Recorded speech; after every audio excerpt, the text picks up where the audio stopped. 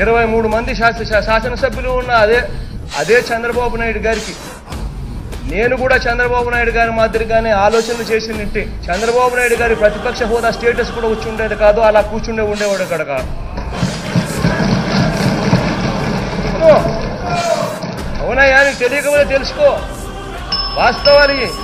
నేను కూడా నీ మాదిరిగానే ప్రలోభాలు పెట్టినింటే, నేను కూడా నీ మాదిరిగానే మంత్రి పదవులు ఇస్తా రెడీగా కానియండి అనింటే, నేను గల డోర్ తెరిస్తే నేను నోట్లో నుంచి మాట చెప్పడం లేదు, ఎంతమంది టచ్లో ఉండాలని చెప్పి సంతోషపడండి.